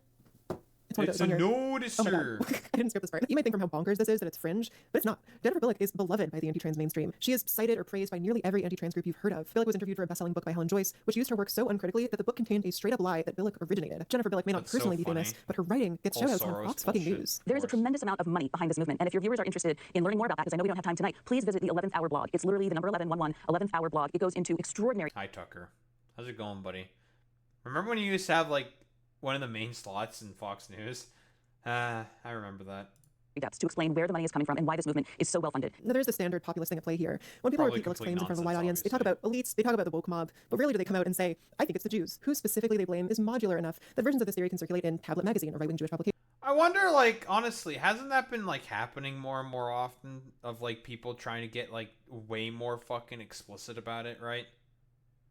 Right? People trying to be like, yeah, it's just the Jews, right? Like, we all see, like, the behavior on, like, Twitter and shit, right? Like, the mask is, like, more or less off, to be quite honest. But yeah, I will, you know. Or be regurgitated by Barry Weiss, who is herself Jewish. In the past, societal taboos were generally reached through a cultural consensus. Today's taboos, on the other hand, are often fringe ideas pushed by a zealous cabal trying to redefine what is acceptable and what should be shunned. It is a group that has control of nearly all of the institutions that produce American cultural and intellectual life. Media, to be sure, but also higher education, museums, publishing houses, marketing and advertising outfits, Hollywood, K-12 education, technology companies, and increasingly, corporate human resource departments. Dude, this is the fucking stupidest shit. Like, God, it's the one-for-one fucking schizo shit. Every fucking time with these people. God, it's always the same. Like, yes, look at all the institutions that are under control. These very specialist cabal. Look at these puppeteers. Barry Weiss, what happened to being, like, a heckin'-based super poggers, like, Zionist, hero of the Jewish people or some shit? What happened to that? What happened?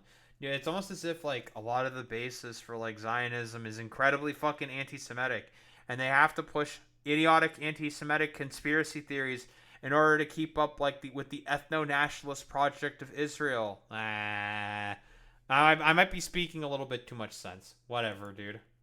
Sorry, a zealous cabal that has control over nearly every American institution? Barry, do you hear what you're saying? You know what you do? You buy yourself a tape recorder, you just record yourself for a whole day. I think you're going to be surprised at some of your phrasing. No, I want to underline that not every single gender critical is a conspiracy theorist who's bought into blood and soil white nationalism. Probably not even most of them. Some of them are immigrants, some are ethnic or religious minorities, some, against all odds, remain liberals on every issue but this one. To imply all gender criticals are personally far right would be... Oh, I finally have a chance to do this. Okay. Deeply unserious. There's kind of a spectrum of beliefs about the origins of the trans rights movement, which can have members blaming an enemy as vague as the woke mob or as specific as one guy. The crucial thing is the enemy is secretive and exerts undue power over the political establishment. So let's plot out that spectrum a little. On the most moderate end, you can think being trans is real but a mental illness. The trans people are trying to force the world to change instead of bettering ourselves. A little further out, you can think that the media is behind it. They make money off the attention we get, so they're promoting us widely. A little further out, you can believe trans rights are funded by the medical establishment to make money off of surgeries. Further out, you can think that trans people are the result of pollution messing with kids' hormones or DNA. Even further than that, you can think trans people are a sex cult demanding rights only as a means to create more children. And all the way out at the absolute extreme, you can believe all of the previous ones and that the Jewish elites are transing white children to sterilize them and put an end to the Aryan race. And judging by the praise for Jennifer Billick, a really concerning amount of the movement's leaders are approaching this end. These beliefs range from cruel and misguided to ragingly openly genocidal. And no matter which one a person agrees with, there will be people eager to usher them over to the next. Not all of them are even conspiracy theories, strictly speaking, but all of them lead to the same place. Trans people constitute a crisis, the elites aren't taking it seriously, desperate times call for desperate measures. Gender critical paranoia insists that trans radicalism is lurking behind every... Dude, it's crazy. It's like the exact same stuff that conservatives are saying about, like, immigration. Constantly. It's always like... our enemy is, like, completely unknowable and so strong, but also, like, weak and meager and pathetic, and they're using, like, immigration and trans people in order to replace the great white race, and replace Western civilization and culture, and you know, it's all the fucking same shit, right? Like, we've seen the fucking meme, right? Corner, ready to pounce on anyone who's willing to tell the truth. Men, women, or children, feminists, moderates, or fascists. Such a crisis, they argue, requires them to consolidate anti-trans power by forming a very broad coalition. I watched this great video called J.K. Rowling's New Friends by the YouTuber Sean. The video explores the political alignment of several of the leading anti-trans activists, specifically the ones in this picture, and he offers a truckload of examples of this coalition being built and maintained. One that really lays it all out is this Twitter thread from LGBT Alliance co-founder Alison Bailey. To be clear, every woman and girl must know that their sex-based rights will disappear if they do not pay attention and join this struggle. This is so, regardless of their skin color, age, economic status, politics, education, etc. Whether they are non-racist, racist, homosexual, or homophobic, that doesn't mean I condone racist or homophobic behavior, I abhor it. This is a danger, and a struggle the likes of which none of us has ever known. adhering to any given political or philosophical belief system is not the immediate priority. If I'm being attacked and someone is willing to come to my rescue, I'm not going to ask about their politics before welcoming their help. If, after the danger has passed, I see that they have rescued me only to hurt me, I will have survived long enough to beat them back. Rome is burning. Gatekeeping those who can help put out the flames is just folly. End. God, that's so fucking stupid. God, talking about like the analogy that Rome is fucking burning. Yeah, dude, because like trans people existing are causing like problems for the fucking goddamn existence of like women's rights, and not the repealing of shit like Roe v. Wade being done under the basis of like right-wing Christian nationalist bases. Does Allison Bailey like believe unironically that like Roe v. Wade got repealed because of like the trans lobby or some shit? Like she would have to fucking think that, because like, or maybe she like never commented on it, like, because we know why. Like, it's all because of like right-wing Christian nationalist shit, because they think of like abortion as like the extermination of like the species or some fucking bullshit. Like, we've talked about the fucking meme before, like, and like, yeah, the idea that like I'm never gonna question anyone who helps put out a fire. It's just like, okay, I mean, that makes sense if you're putting out a fucking fire, something practical like that, because like a fire is like a basic danger for like everybody, like no fucking shit. But women's rights aren't burning because of the existence of trans people. Like, what the fuck are you talking about? That's stupid. It's not because of that. It's because like a bunch of right-wing fucking charlatans want to essentially use like trans people as a fucking scapegoat to distract you from the fact that, you know, material conditions are deteriorating and everything is getting fucking worse. It's not trans people causing that problem. It's capitalism that's causing that problem. It's just, listen, it's really fucking stupid and incoherent. This video is an essential resource. It was a big help on this project, and I think you should check it out when you're done here. For now, I'm just going to blaze through some of the examples he names so you can understand the scale of collaboration going on here. Posie Parker welcomes far-right British nationalists at her anti-trans rallies. She's praised Marjorie Taylor Greene. She's a member of Hands Across the Aisle, a group run by anti-gay and anti-abortion Christians trying to reach out with feminists. My forced daughter gave a talk for the Christian extremists of the aforementioned Alliance Defending Freedom. J.K. Rowling has spoken out in support of arranged marriages defender Matt Walsh. She wears Posie Parker's merch and has offered to pay her legal fees. She's spoken out in support of at least 2 people who talk unflinchingly about wanting to torture and murder trans activists. She also has a decades-long association with a Tory politician who is an active and committed homophobe in the House of Lords. Bonus round, not in the video, but it bears mentioning, Meghan Murphy, who's probably Canada's most prominent gender-critical feminist, has that tweet about imprisoning parents who take their kids to drag shows. She was also aligned with the right-wing, somewhat anti-vax trucker convoy that took over Ottawa in 2022. And shocker, she's also a fan of Jennifer, Jewish leads are transing your children, Billick. The trans exclusionary feminist coalition with the far right has not been uncontroversial. Many feminists spoke out against it as it was forming. But since the merge is basically complete in the UK, almost everyone who hasn't left over it has fallen in line. Julie Bindel has been a radical feminist since the 1970s, and until recently that was reflected in her politics, which were much more aligned with Janice Raymond than the Conservative Party of insert country here. In 2019, she strongly condemned Wolf and Posie Parker for their choice to work with the Christian right. But by 2023, Posie Parker's star had risen substantially, and I guess Bindel decided to get with the program. So when Parker came under fire for allowing this to happen at one of her rallies, Bindel had nothing negative to say. In fact, she wrote an article defending Parker, condemning the backlash, describing trans counter-protesters as a threat to democracy, and not— God, that's so fucking funny. Yeah, not the Nazis, you know? The transes are the threats to democracy. It's like, but there's like literally fucking Nazis right there, dude. Like, what the fuck are you saying? Like, you're British. Like, Winston Churchill begins rolling in his fucking grave and stuff like that. I mean, you know, that dumbass fucking meme. Very, very funny, you know? Like, yeah, dude, totally. Because it's like the main problem is totally like the existence of fucking trans people, not the dumb Nazis that are like goose stepping and fucking marching behind you with their heart going out to you and shit like that, doing their stupid ass little soy loot. Again, it's stupid, it's incoherent. Like, this is like being a TERF. Your mind on being a TERF. Not once mentioning the Nazis. Their right to be there, I guess, is so beyond reproach, so obvious it doesn't even require acknowledging. We know at least some gender criticals have at least some kind of moral compass that would normally lead them to believe things like Nazis are bad, and I don't want to be around Nazis. True. And yet, despite any reservations they may hold, despite any concerns they voiced previously, they are in the same movement. How do they reconcile that? First, they convince themselves that marching alongside people they hate doesn't mean they have much of anything in common with them. These days, the gender critical movement doesn't really brand itself as feminist or traditionalist or any other ideology, but rather as non-ideological, and actually anti-ideology. It's right there in the name, right? Feminist says what you believe in. Gender critical only says that you don't believe, that you're free of a pervasive gender ideology being shoved down our throats. This is why some transphobes were calling themselves gender atheists a few years. God, that shit is so fucking stupid. It's like, oh, so you're just doing this because of the fucking grift, because you don't fundamentally believe in anything. Crazy. It's like most fucking conservatives. Well, I'm not exactly accurate when I'm saying that. They do believe in one thing, and that's maintenance of hierarchy and control. What fucking a lot of gender criticals and TERFs, they want to be in on that as well.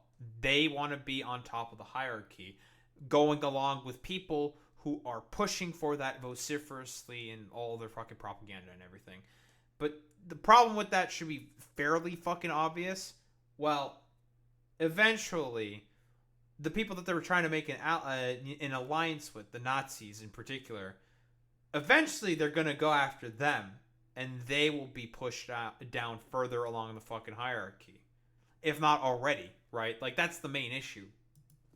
Years back, which I honestly wish they would bring back because it's so transparently uncool. So yeah, they almost posture as like a free speech collective in favor of saying whatever society judges to be unacceptable, so long as it's also transphobic. This justifies partnerships across pretty contradictory tendencies. Back in the fall, there was this big anti-trans march in downtown Montreal, and I was at the counter-protest.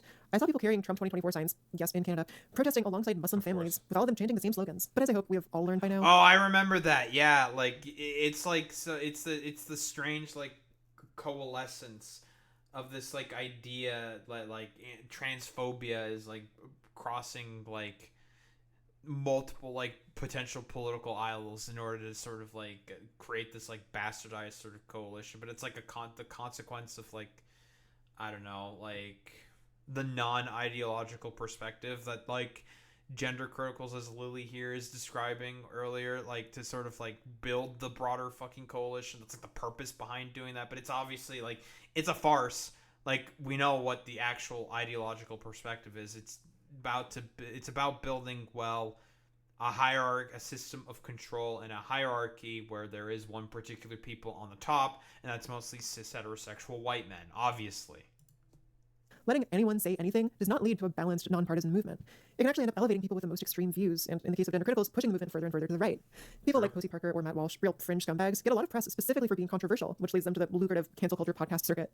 Keane and Walsh and their allies can pretend they became controversial for simply standing up for common sense, as if they didn't earn their bad reputations by being blatant far-right extremists. Well, that obviously makes you a Nazi, because that's definitely akin to the mass genocide of 6 million Jews and other minority groups in Germany in the late 1930s, 40s. That's exactly the same. Standing up for women's rights is exactly the same as being a Nazi. Now, second of all, in connecting to this, the path from mainstream transphobia into far-right ideology is well established, but somewhat obscured. Fairly few people in the movement are writing about race science for Jesus Christ, literally Richard Spencer, and fascism that's any amount less obvious than that is liable to go over people's heads. Far-right extremism is influential but somewhat off the beaten path, and those who do adhere to it are rarely forthcoming with their true beliefs. That's true about just about every genre of anti-trans activists, really. They straight up won't tell you what they believe. They'll tweak their messaging to suit their audience and the political climate to such an extent that they... Yeah, again, same thing as like fucking Nazis, constantly. They'll never say what they fucking believe.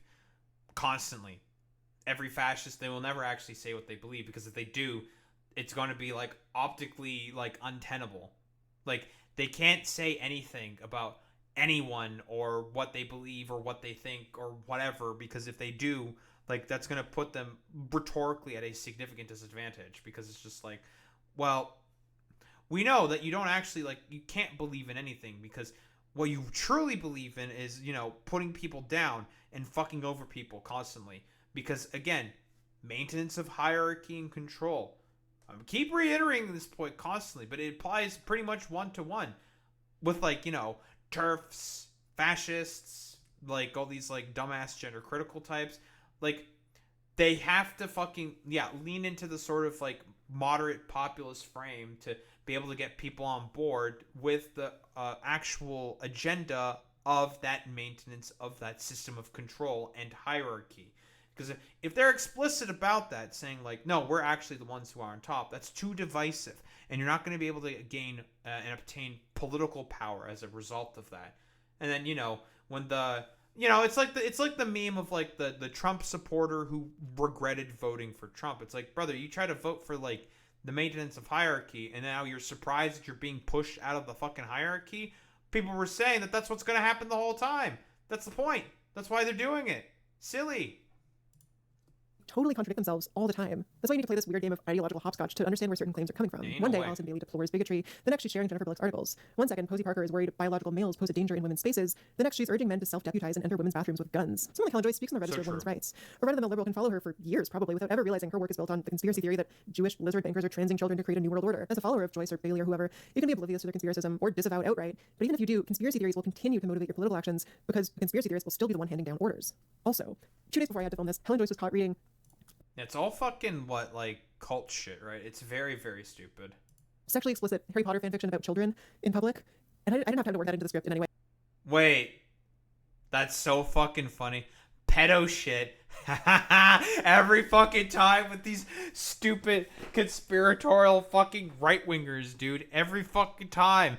It's always like pedo shit. Damn, who would have thought that, you know, the people who think of children as like non-fucking goddamn human, as fucking homunculi who can have particular goddamn, or like homunculi or simulacra that can have anything prescribed to them, you know, be okay with child like sexual abuse material because these motherfuckers don't think of children as human. They think of them as like machines to be programmed. The classic. But I just needed you to know that the A-list TERF Helen Joyce was not reading smut about children. She says it was for research. Yeah, sure, she man. said it was for research. To be charitable for a second, working with people you disagree with can be a pragmatic way to get things done. Coalitions are not inherently evil. I work with liberals and anarchists all the time, even though I am neither pro-capitalist nor anti-bedtime. Cheap shot. Sorry. Yeah, by all means, work with people. But also disagree, bedtime. right? It's incredibly naive to think the far right would show up at your events with anything but nefarious intentions, or to think they care about women in the same way you do. Nor do they care about the struggles of blue-collar teenagers, nor do they care about the planet. When fascists infiltrated environmentalism, it didn't reduce carbon emissions. When they infiltrated punk, it led to more violence, more stigma, and worse music. Collaborating with them never helps the original cause, because fascists don't show up to help. I hope it goes without saying that the redirection of anger about misogyny. Yep, perfect point. As I've also said before, all about maintenance of hierarchy and control. And so they will try to hop on any particular like culturally relevant thing in order to, well, subvert it and change it into their own goals and means so they can keep pushing that rigid fucking hierarchy constantly.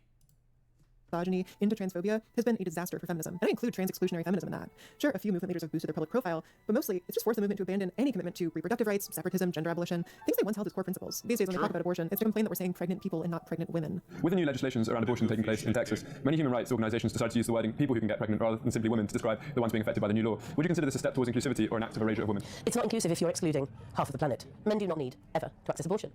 Ever. The liberals who fall in line. It's stupid, dude. Like, yeah, dude. Yeah, because saying people is inherently exclusionary to fucking women. Yeah, it's like, all right, Anna Kasparian, you can fucking relax there, bud. Like Keir Starmer's Labour Party have abandoned their principles too. On the other hand, the far right hasn't compromised on anything to join this coalition, nor were they asked to, nor would they have complied if they had been asked to. Extremists are drawn to the anti-trans movement, not because of any support for what trans-exclusionary feminism was before they infiltrated, but because it's an infiltrator's daydream, one of the best targets imaginable. True. Because unlike environmentalism or punk, the anti-trans movement is essentially a normalization machine. It takes these fairly fringe beliefs and uplifts concerned parents and well-off white ladies as spokespeople in order to convince the public that everyone normal already holds them. The leadership is willing to accept. That was the exact same stuff during like civil rights. How many like fucking racists would uplift the voices of concerned fucking parents in order to talk about like how concerned they are about like fucking integration in schools constantly, right? It's the same. It's all one for one fucking shit. Like there's historical precedent for this already, right? We know the meme. Anything as pro-woman and defend the honor of any person who sides with them in a given moment. That is a very powerful tool to put in the hands of fascists. It kind of blows my mind that someone with even the most backwards feminist ideology would be willing to share space with these people. Don't they understand that this is what fascists do? They co-opt a movement, then they purge everyone but themselves. Co-opt, then purge. Lily, I have bad news for you, okay? The death of fucking education and critical thinking is what has contributed to that. Broadly speaking, I think a lot of people just don't really fucking examine any fucking history. Like it's like a dead fucking medium to these people. They can't. They have no idea. They're wholeheartedly incapable of even doing this simply fucking goddamn basic fucking analysis. La classic Daho, mansplaining to the women. Time to get canceled, I guess. But you know, a stupid dumbass meme that I'm going for aside. But like this is the main fucking problem, right? Like a lot of people, and you know, again, death of subjectivity fucking plays into this, since they're not able to sort of like understand or perceive or want to know about the thoughts, feelings, and beliefs of the people that they are, you know, criticizing, quote unquote.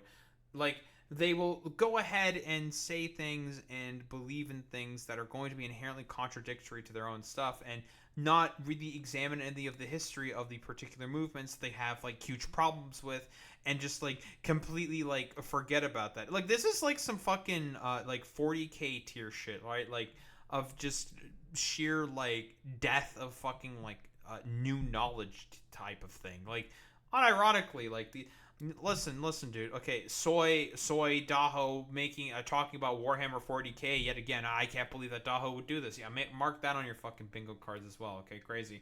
But like this is literally the exact same thing that would happen. Like these people purposefully forgetting about history in order to sort of like justify a lot of the fascistic far right bullshit that they peddle and push for. Whoa, say it ain't so. co-op, then pull out the long knives. The idea that feminists could simply outmaneuver them is so naive and has so clearly proven itself false by now, but I can't help but wonder, was this the plan all along? Did Lear Keith or Alison Bailey know that this coalition would be a disaster for feminism and like that about it? Has every person fighting against trans rights, from lesbian feminist to suburban parent to conservative politician, secretly been an exterminationist fascist from the jump? I mean, some of them, yeah. Like Kelly J. Keane, obviously a far-right infiltrator. The people behind Redux and Feminist Current, wolves in sheep's clothing, fuck them. But let's not chalk the whole movement up to some unseen evil. Scores of gender criticals describe themselves as moderates or liberals or radical leftists, and I think most of them are being honest about that. And here's the thing. It doesn't matter. It doesn't matter. The end goal is the problem, right? Like, it's a fascistic end goal, so you are, like, at worst, an unwitting soldier, or you are a collaborationist, right? That's like the meme, obviously. Like, who the fuck cares? Quite literally. Daho, isn't that you being kind of puritanical? You know, isn't that like a very Puritan belief? Like, no, I don't think so. Like, I don't think that's how that works exactly. Like, it's the concept of fucking solidarity. If one were to fall, all fall. That's how it works. Like, you know, if you're like building something or some shit, right? Like, yeah. I don't think that really like particularly seems ridiculous. Daho, that's not a very good analogy because of like building redundancy. I don't give a shit. Okay, fuck off. Like, there's buildings built like that. You know what I mean. Fuck you. Like, weird hypothetical voice that I'm like arguing with myself right now. Whatever. Like, it's incredible. Like how these people like just seemingly don't really like recognize this. And again, it's all death of subjectivity, the death of critical education and thinking. And honestly, I'm more inclined to sort of blame Reagan and Bush for this one. I'm blaming them for this one. Thank you for the defunding of education and making it worse for everybody. Thank you. Very cool. No matter what these people believe at all, trying to figure out what's in their heads is an utter waste of time and misunderstands what fascism even is. True. Fascism is driven by an ideology, sure, but ideas don't leap off the page and kill people. Its dangerous component is its process. The process by which a movement exploits crises to seize unchecked power, expand surveillance, punish dissidents, strip their opponents of legal protections, force them out of employment, and deputize civilians to commit atrocious violence. This process does not require rabid support from every collaborator. In fact, it's crucial to convince moderate or apolitical actors to simply go along with things. I didn't know this until a few weeks ago, but when Mussolini first came to power after staging a paramilitary siege of Rome, he governed on a center-right platform. Tax cuts, privatizations, corporate bailouts. Not all of his supporters were invested in his exact brand of nationalist bullshit. Many had just been business owners who wanted to protect their own class interests from the communists and anarchists who were threatening to take all that away. Same shit with the fucking Nazis, right? All the German industrial leaders and owners, why do they fucking end up siding with the Nazis in the end? Because, well, they were just like, well, our profits are not really going to be affected by this. Hitler's just saying this in order to sort of like engage the lumpen proletariat in order to gain political power. That's like why he's fucking saying this shit. But yeah, dude, like that's like literally it. Like they just go along with it, saying like, yeah, whatever. It's like the same. It's the video by Dextigi when he was talking about Wolfenstein, like the behaviors of like why a lot of people sort of act in the particular ways in like far right extremist fucking regimes. And like that's a throwback, by the way, bit of a throwback.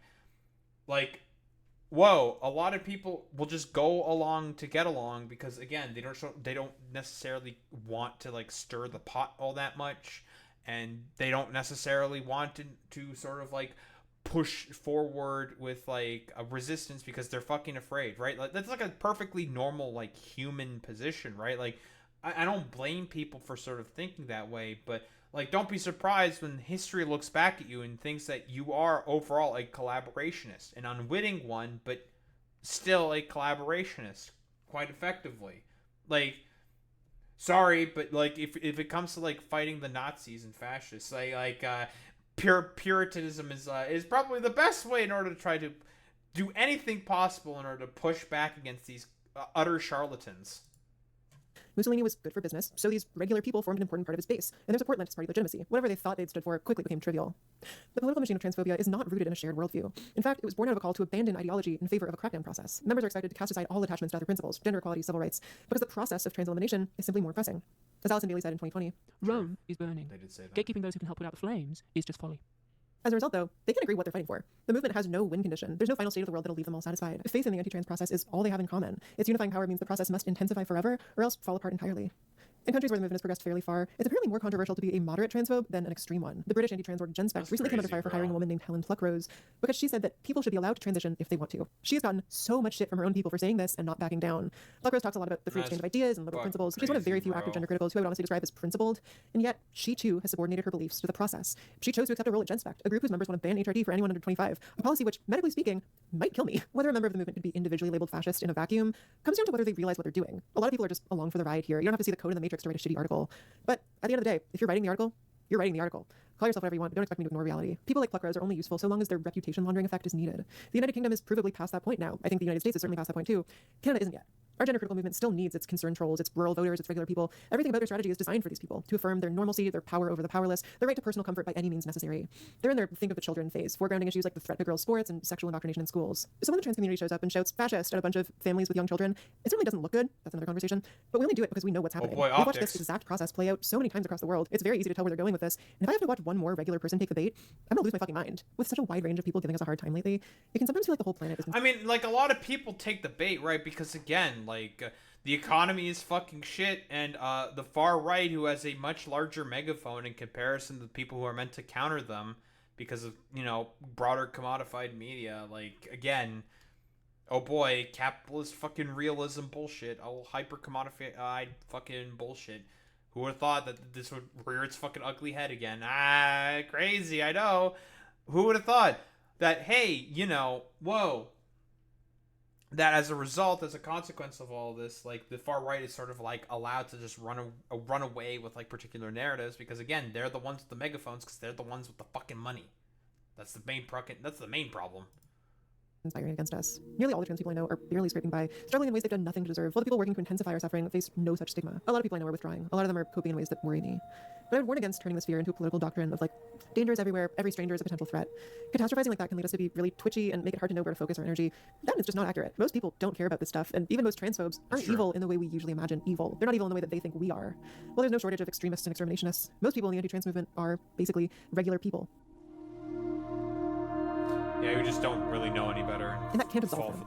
Their beliefs are well within the status quo, and also would kill or forcibly detransition a lot of the people in my life. In this liberal democracy where I live, it's entirely mainstream to deprive people of healthcare. It's entirely mainstream to force minorities out of public life. It's mainstream to leave people to die if they're costing the government too much money. And the fact that these goals can be achieved within the current political machine should condemn that machine as absolutely beyond saving. Fascism exploits moral rot, but the rot's already there. But the second one is every one of those people is basically, you know, a huge now here's the one fucking Hitler rhetoric. Transitioned, whether they're unhappily transitioned, whether they're detransitioned. If you've got people who've dissociated from their sex in some way, every one of those people is someone who needs special accommodation in a sane world where we re-acknowledge the truth of sex. And I mean, the people who've been damaged by it, the children who've been put through this, those people deserve every accommodation we can possibly make. But every one of them is a difficulty. Every one of those people for 50, 60, 70 years is going to need things that the rest of us just don't need because the rest of us just have sex. So the fewer of those guys, I can't believe that trans people have to stay on the state stool the whole time. I can't believe that this is the case. It's their patriotic duty to not transition. They have to be productive members of society. Or the better. This person, who suffers a hereditary disease, has a lifelong cost of... Hey, look at that. This is literally the Nazi poster talking about... God, that's so fucking funny, dude. 60,000 Reichsmarks to the national community. Fellow German, that is your money as well. In times like these, it's comforting to remind myself that the anti-trans movement will never succeed. Fascism, by its own construction, has no win state. They can deal enormous amounts of damage, and they already are. But short of extinguishing the entire human race, there's actually no way to get rid of us. They can't stop the next generation from being born and fighting each other. There will always be trans people. Always. True. And I don't say this to pacify myself or you, but to remind myself what we're always happened in history. We can afford to fall into the same habits as trans exclusionary feminists and betray all our principles over petty bullshit. There's a long future ahead of the trans community, no matter how things go this decade. And that means we need to be measured in our approach, and we need to work to understand the opposition in all its complexity. I hope I've been able to do that over the past, I don't know, 5 hours probably. 5 hours? I think we're done. Yay! Well, a conclusion. Overall, great video. Yay! Clappy, clappy, clappy, clappy. Yeah, I mean, pretty much, again, like, a lot of the same points I've, like, reiterated, I've said before. Like, the only reason why this movement exists to scapegoat trans people in particular is for, well, the far right to push their overall agenda of maintenance of hierarchy and control, well, under, like, cis heterosexual white people, right? Like, you know, and all the same, like, bullshit that can be applied to here is applied to here. You know, death of subjectivity, the problem of, like, the economy, suburbanization, so problems like socialization. Gamergate is a huge contributing factor to all of this, that has like essentially like coalesced into this like sort of whirlwind of like a cultural movement that is essentially trying to push for the extermination of a fucking minority population, due to the fact that, well, hey, you know, they're making a little bit more prominence within like media, and you know, the apparatchiks have to like come out and use that as like a scapegoat in order to talk about like why you personally are suffering amongst the like white race and like all that fucking bullshit, right? Like, you know, in reality, we know what this is all about: maintenance of hierarchy and control. Never fucking forget that was always the basis for all these fascistic far right fucking movements. And again, TERFs, whether they fucking realize it or not, they're also going to be on the chopping block eventually if the far right is able to succeed in securing global power for themselves. Eventually, like all the allies that the Nazis had, they're just going to push them aside and be like, well, you're not like pure enough for us, so like fuck you. Like suffer, die, whatever. Like you're not like worth anything. Like it's all about building the inherent ethno-state, and then, you know, like eventually the Ouroboros is going to keep eating itself until it like inevitably like extinguishes the entirety of humanity, because that's the only way fascism's like end goal sort of works. Like, as Lily even said herself, fascism doesn't have a win state. It can't have a win state. Like, it's impossible for it to have a win state. But, you know, they're going to cause a lot of damage, and, well, the only thing that we can rely on, especially in these dark times, is, well, each other, to uplift each other, to care for each other, you know, do things, broadly speaking, that, you know, are broadly pro-humanity, and I suppose, for like lack of a better term. So, broadly speaking, I think, like I said before, the only thing that can be done is, like, considering the sort of, like, commodified sort of hyper-capitalist system that we find ourselves under, and there's like no highly effective mobilized militarized like left-leaning movement to be able to push back vociferously against this, is well, hunker down and see if it burns out. But I don't know if that's like necessarily reliable. But so, like I said before, form a community, talk with your neighbors,